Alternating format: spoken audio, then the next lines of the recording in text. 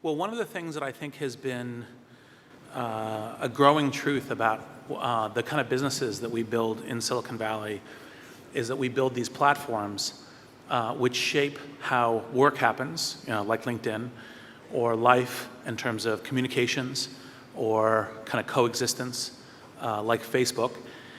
And the interesting parallels that it's made me think about is one of the things to learn from is government. And so a World Government Summit, because the questions around how is it that you provide a platform for many different people, millions of people, hundreds of millions of people, to interact with each other, to have the right kind of collaborative and harmonious collaboration. This is a problem that good governments have been working to solve and creating those kinds of platforms. And so I thought this summit was an excellent way to start learning more about this, and then kind of seeing what the map is between that and the kinds of businesses that we're building in Silicon Valley.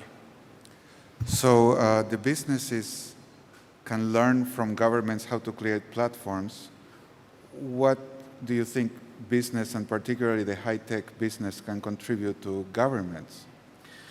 So part of the thing that's interesting about these, if you look at LinkedIn, you look at Airbnb, you look at Facebook, Microsoft, eBay, all of these companies, is that they create these software ecosystems, software human ecosystems, by which people find each other, that they interact, that they build businesses, that they transact, that they collaborate, that they communicate, they share and exchange. And part of what we can do is we have is almost like a multiple flexible circumstances by which we try things, and we see what they work, and then we have an ability to do that kind of testing and iteration, and then generate new principles that can guide what we do. And so, like for example, one of the things that comes out of these modern technological systems is the fact that something that government's known for a long time, but what are the ways in which we express real identity?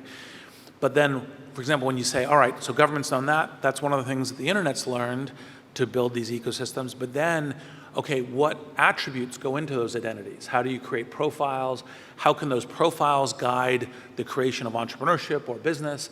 And those are things where the businesses, like LinkedIn, then take it a step further, and so there's learning from both sides. So what's the biggest gap that you would see between business and government today along those dimensions? Like, where does business lead the way that governments can learn from? Well, so I think one of the key things that's actually, in fact, one of the good patterns of what happens when you have a network, like of a number of different startups, a venture capital, a portfolio, is to actually take risk.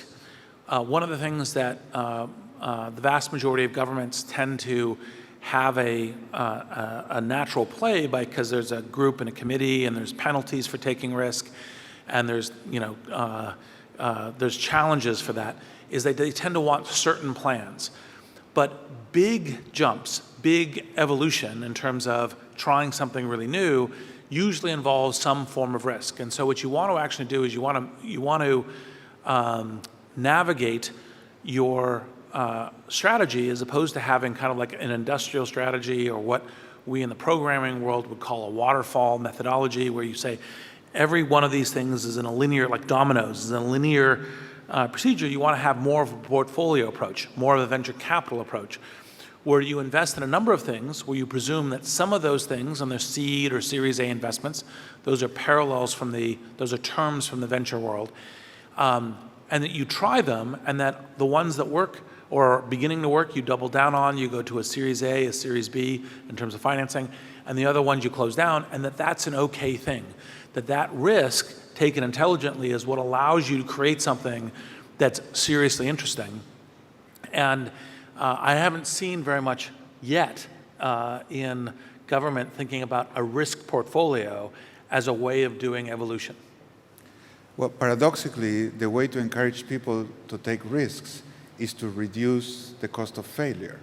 So in a sense, you need a culture that appreciates failure, not as something desirable, but as something that at least not punished, and certainly forgiven and enabled to continue. How do you see the difference between that in Silicon Valley and maybe even in older businesses, and certainly in government? So one of the funny paradoxes that I sometimes see people who come to Silicon Valley say Silicon Valley celebrates failure. We don't actually celebrate failure. We celebrate learning, and we understand that failure is actually a path to learning. So when, for example, I'm meeting with an entrepreneur who has had a previous startup that has failed, my question isn't like, why did it fail? It's what did you learn from it? Because if they learn something interesting, they're now a better bet in terms of the next investment. And so what you need to do is you need to kind of create a culture by which you're saying, we're celebrating learning. We expect that there will be, for people who are really trying to do big things and trying to learn, that there will be failures along the path. And those failures actually give you an opportunity to see, does this person learn? Do they try better the next time? And that you want a structured, enable part of doing that. And it's not just kind of a slogan or a statement, because people tend to frequently track this as something they say, well, we appreciate failure and we want learning. Well, it has to be built into the ways that you have performance management, or the ways that you have the suggestions of, which opportunities you're giving people. You actually give good opportunities to people who've tried something and have learned from it. And the way that we do that in Silicon Valley is that essentially you can, it's actually expected that you try to start up, didn't work, you reform another startup, you come and pitch venture capitalists again, and those venture capitalists may actually, in fact, fund your next startup because you've learned from the first one, and that's actually a good thing. And so you can see parallels both within large company management and also government. Well, you're an investor, and you can see a lot of the different companies, but you also have been an entrepreneur, very with LinkedIn. How did you create this culture of permission to fail within the company, not just enabling in the ecosystem, but in your own company? How did you do that? So part of it is that by being an entrepreneur myself, what I did is I created kind of zones where I said, look, if you're not, like for example, in the feedback that I was giving people, if you're not identifying the risk you're taking, saying this is a risk I'm taking in order to accomplish this thing, then I judge you to not be doing as well as you could be, right? So you're actually proactively identifying it. It's not give me a certain plan, it's give me a big, bold plan, identify the risks, tell me what you're doing to kind of control the risks, and then how you're measuring it as you're going, and that you're correcting reasonably early. And then what happened is people would look around and they would see that actually, in fact, people would take risks, sometimes it'd fail, and they wouldn't then be demoted, they wouldn't be passed over for promotion. Actually, in fact, some folks, like one of the ones David Hahn, who is also in my most recent book, The Alliance, actually, in fact, got promoted from some of the risks that he took that actually didn't work, but the way that he took them, the fact that he was very smart about it, the fact that he adjusted and measured and learned was actually, in fact, part of the thing that then other people looked, oh, that's how we play the game here. And so then we can do that too. It's actually an okay thing to do. Now, it doesn't mean that taking dumb risks is okay, and that's part of the reason why you identify the risks, you identify how you're measuring them, you're communicating if your measurements are turning bad as you're going, and you're communicating with look, I still think we should play this through, or I think we should adjust because I'm being intelligent about how I take the risks. Yes. Well, there's a theory of schizophrenia that says you put people in a double bind, you drive them crazy. And there's a way in which organizations can put people in a double bind by saying, take risks, but don't fail. Yes. And that drives people crazy, because on the one hand, you're telling them, accept the probability of failure, but then when the actuality of failure happens, they punish people. Yes. So how do you communicate? How can larger organizations, because you started LinkedIn, yes, very small, and then it grew large. How did you preserve that culture of intelligent risk-taking as your organization grew to be fairly large? Well, the schizophrenia that you refer to in organizations is people frequently will then identify risks and say, look, it's a risk, but it's not really a risk. And so they'll do the marketing of it, but not really actually take the risk. They'll say, oh, this is the risk, but I've actually already solved it before I brought it forward as a plan. And you have to call people on that. You have to have a discussion like intelligence, and you also have to model it as a leader, right? So, for example, when I articulate a strategy, I don't articulate a strategy that says, oh, this is guaranteed to work. Like, actually, in fact, I think everything that's a good strategy actually has some good risk to it, or maybe almost everything. Sometimes it's, you're in such a lucky position, it's just like rolling a ball downhill, and you're okay, great. In those few circumstances, that's fine. Your strategy is, I'm just going to follow the ball as it rolls downhill, and that's my organizational strategy. But real strategies actually, in fact, take some risk, and so I articulate them saying, look, here's our hypotheses, here's the risks that we're taking, here's how we're measuring them, and people see me doing that as well, where I would sometimes say, look, I called this, I called it wrong, we're readjusting, here's what we're doing, and people see that, you model that as a leader, then they're more comfortable doing it themselves as well. So I'd like to ask you now for a story of one of your biggest failures. What did you think first? How did you fail? And what did you learn? So it's, let's see, well, there's so many failures, it's hard to know which one to start with. Pick the biggest one. Well, it's, so actually I'll take one of the ones that was one of the most instrumental. So my first startup, which was a startup called SocialNet, which is a failure. I had the classic model that entrepreneurs had, which is you just build you have a good vision for the future, you have a good vision for what the product could be, and you just build that product, and then that product works out. And I had many of the similar ideas that brought LinkedIn to bear, but I was lacking one critical one, because one of the things that entrepreneurs frequently do is they say, well, I create a great product, people love it, and that's how it works.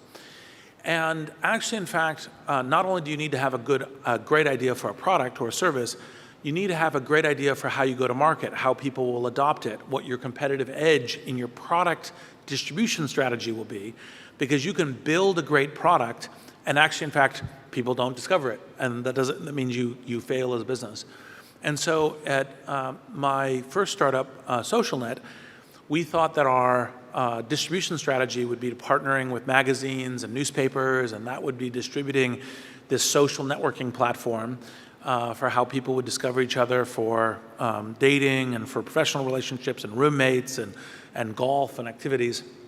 And so I remember we put in all this energy to build this relationship with this one newspaper. They launched it with a huge amount of promotion. In the first month, we had 5 signups, to which what I described to my team, because this was one of the things that I did, is I said, well, if we had just pulled out the phone book and called people at random in the Phoenix area, we would have had 100 to 1,000x more successful in the amount of time we put into it than all of this time that we put it in distribution. And so that was one of the things that made me learn that the key thing around internet startups was how to have a distribution and a go-to-market strategy, and that's part of how I now help entrepreneurs. Yeah, I was going to ask you that. How do you turn that lesson? Because learning from experience is pretty expensive. It's much better to learn from someone else's experience.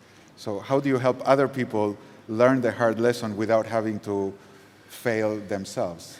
Well, one of the things that I love to participate in is entrepreneurship organizations. So I'm on the board of one called Endeavor, which helps high-impact entrepreneurs around the world. And part of what we do is they create a network by which they select these entrepreneurs and then connect them into the global network for finding talent and customers and capital. And one of the things that actually, in fact, they're just rolling out is also this thing called the Catalyst Fund, which then helps also back the entrepreneurs. And so it's these networks of learning, of which I think Endeavor is one of the great ones in global, that essentially create entrepreneurial opportunity. And then I help those organizations. Well, in fact, you have a theory about Silicon Valley being not just a technology place, but a business place. Can you say a little more about that? So one of the things, when you go to Silicon Valley, one of the things they'll frequently say is we're great genius or awesome technology inventors. And the truth is, there's actually 50 to 100 places that are as good as Silicon Valley in technology invention. There's super bright people all the way around the world. There's great technical universities and facilities. There's inventiveness. The thing that actually makes Silicon Valley unique is that there's a network that focuses on technology businesses. It's the intersection of technology and business. And that intersection of technology and business is part of what creates these great scale companies that then have a transformative impact on the world. And so part of what I try to do with organizations like Endeavor and other kinds of things, the books that I'm working on writing, I'm currently working on a book on this topic. And there was a set of classes around blitzscaling, which is one of the business techniques, the intersection of technology and business that Silicon Valley uses. And those kinds of things are the ways that actually, in fact, make Silicon Valley work. And so it's at the intersection of technology and business. Yeah, when I read your book, the blitzscaling draft, the thing that shocked me was your first statement. Silicon Valley is not about startups, it's about scale-ups. And that's another maybe idea you can develop, because most people think, oh, Silicon Valley, there are lots of startups, and they want to create ecosystems with lots of startups. Yes. And then they never grow, in a sense. Yes, exactly. So the classic story, much more 20 years ago, is we have a culture that allows risk. We have technology entrepreneurs, technology companies, and venture capital. You put them in a pot, you stir it up, and then these massive companies result. And that, what I just described is now true in at least 20 places that I personally know of around the world. And yet still, Silicon Valley tends to generate a lot of these very interesting companies. And the reason is because the network of Silicon Valley actually, in fact, helps the scaling of it, the scale-up of it. And that ability to build scale, or what Endeavor calls high-impact entrepreneurs, which is these massive companies with a lot of jobs and a lot of work, is actually, in fact, the more fundamental technique for building these very large companies. You still need the startups. You still need that kind of technological invention. Without that, you can't do the scale-up, but it's startup and scale-up. And so another thing that a friend of mine started in London named Sherry Kutu was the Scale-Up Institute, because I think that one of the things that we need to spread with entrepreneurship is also the understanding that the scale-ups and the scaling ability is what's key, and that's part of what helps companies grow. So if someone asks you, I want to create Silicon Valley in my country, like a government official that said, I want to incubate incubators, so to speak. I want to create a platform for incubators in my country. What would be your wish list? Well, the primary thing for both startups and scale-ups is to have a good, dense network. And I'm not saying this just because I co-founded LinkedIn, although it does resemble my brain in some ways. That's one of the things about these startups. And that dense network helps you find talent, customers, capital, expertise, and it helps you do that for the invention phase when you're doing a startup, and it helps you do it for a scale-up phase. Because part of what happens when we're scaling these companies very fast, that's blitzscaling within Silicon Valley, is we very rapidly bring in additional talent. And it's not that the talent is necessarily perfectly, because each new company is itself its own unique entity, but they've seen patterns like it before. They can talk to people and they can say, well, look, how do you quadruple an organization size every year for a couple of years? And how does that organization still run reasonably effectively? And how does it go global in what it's doing? And that exchange of that knowledge and information. So for example, probably the most key thing that Endeavor adds to its entrepreneurs is connectivity to the global network for knowledge, right? In addition to, of course, customers and capital and the rest. Well, but let's say I'm a government official, and I'm asking you, Reid, what do you want from me? I mean, I want you to come and set up your business and to create this dense network in my country. What do you want? So I think this gets back to part of the first question, which is how do you set up the platform by which that happens? Yeah.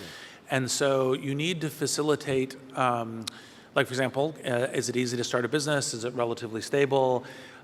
Is the ability to take that risk a rational risk, because if I fail at it, will I be able to continue on with my career in some useful way, whether it's starting another business or any other career path. You need to facilitate discovery, so that, for example, if I'm an entrepreneur, how do I discover co-founders or talent? How do I discover customers? How do I discover capital? What is the way that that network formation happens, right? And so I tend to think incubators are people have yet to get them, I think, exactly right. I think it's more networks. And so you're saying, how do I develop and deploy those networks? So, for example, when I was asked in the US, how could we help, like, for example, revitalize Detroit, I was like, well, actually, in fact, let's try to get those entrepreneurs connected to other successful entrepreneurial networks within the US, like Silicon Valley, New York, and other places, so that that can help create that network initially, and then Detroit can be off to the races itself. Okay. So I have a last question for you, which is essentially why? Like, why do you keep working? I see you go to LinkedIn 4 days a week. Why you keep investing? I mean, you can't spend the money you have. I mean, you won't be able to spend any money you make. So what's the point? My personal mission is, how do you help humanity evolve at scale? And part of that humanity evolving is, how do we have better paths as individuals and better paths as a society? And so, for example, LinkedIn was part of that, because the question is, how do you empower every individual to make a difference in their own personal economic life? How do they know, how do you connect them with opportunity? How do you know what to invest in, what skills, which are the kind of growth industries, and how do you connect to them? And so it was one way of fulfilling this mission. But the mission isn't just economic. The mission is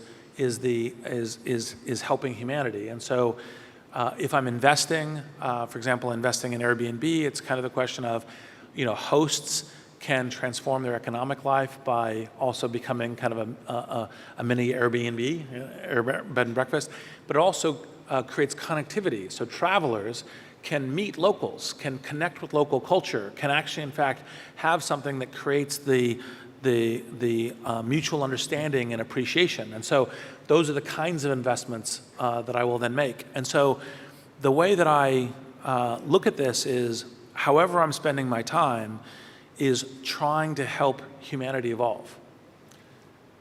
And in the context of that, I was very touched by something you shared with me once, which is when I asked you, why did you give up your company to the management of someone else?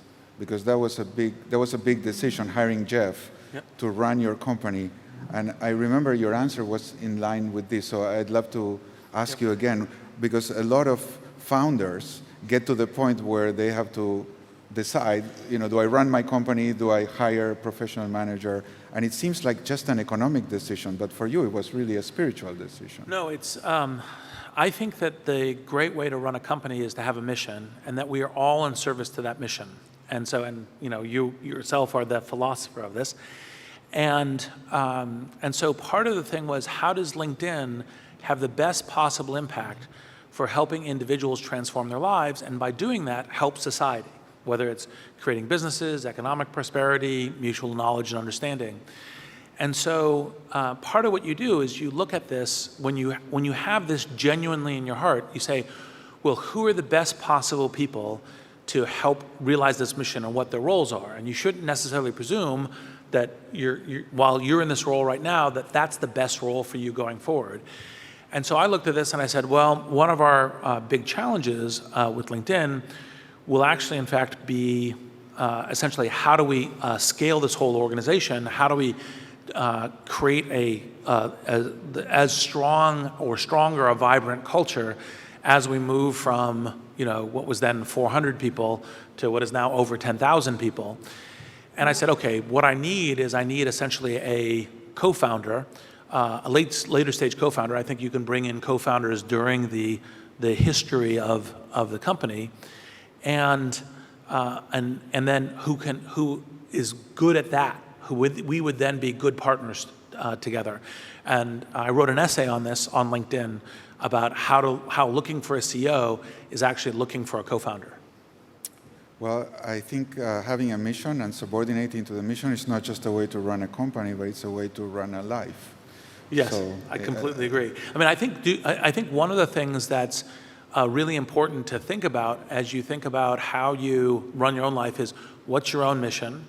How does that align with the mission of the people that you are allies with around you? And which job you should do is, how does your mission align with that mission of that organization? And that's part of the reason why, I titled the second book The Alliance, because it was as how you ally yourself with each other and also with the mission, the organization and the mission of that organization, because the framework basically works within mission-driven organizations. Well, I want to thank you for coming to Dubai to fulfill your life mission of helping humanity evolve. Thank you very much.